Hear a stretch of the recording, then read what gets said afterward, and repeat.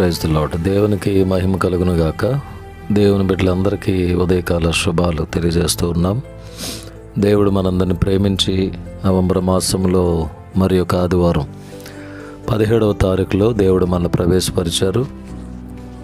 ఈ నూతన విశ్రాంతి దినమును బట్టి, ఈ పునరుద్ధాన దినమును బట్టి దేవునికి మనమందరము నిండు కృతజ్ఞతాస్తుతులు చెల్లింపబద్ధమై ఉన్నాం.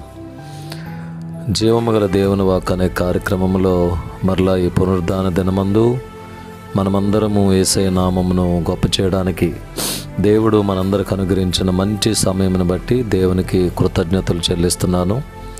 దేవుని బిడ్డలారా, ఈరోజు ఆదివారం అనే విషయాన్ని మర్చిపోకండి. పునరుద్ధానుడైన యేసుక్రీస్తు ప్రభువారు మరి ఈరోజు మరణించి తిరిగి లేచిన దినము, ఈ విశ్రాంతి దినమును మనమందరము కూడా పరిశుద్ధముగా ఆచరించాలి. దేవుని సన్నిధిలో ఉన్న ఆనందాన్ని మీరందరూ కూడా కుటుంబ సమేతంగా ఆ ఆనందాన్ని స్వతంత్రించుకొని పొందుకోవాలని మనస్ఫూర్తిగా కోరుకుంటూ ఉన్నాను. ఈరోజు దేవుడు మనకిస్తున్నటువంటి వాగ్దానం ప్రసంగి గ్రంథము 8వ అధ్యాయము ఒకసారి 12వ వచనాన్ని మనం చదువుకుందాం. ప్రసంగి గ్రంథము 8వ అధ్యాయము 12వ వచనం. ఆయన సన్నిధికి భయపడువారు క్షేమముగా ఉందురు. ఆయన సన్నిధిని భయపడువారు క్షేమముగా ఉందురు. చదవబడిన ఈ లేఖన భాగము చాలా శ్రేష్టమైనటువంటిది. ఈ ప్రసంగి గ్రంథము 8వ అధ్యాయము 12వ వచనము ద్వారా ఆయన సన్నిధికి భయపడువారు క్షేమముగా ఉందురు.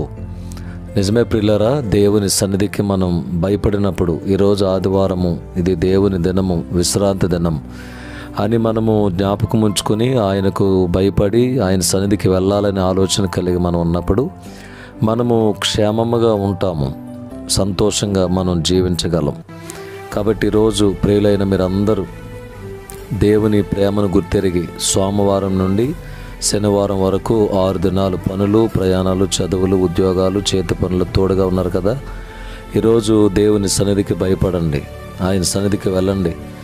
క్షేమముగా మీరందరూ ఉండాలని కోరుతున్నాను. ఈ విశ్రాంతి దినపు దీవెనలు దేవుడు మనందరికీ సమృద్ధిగా దయచేయునుగాక.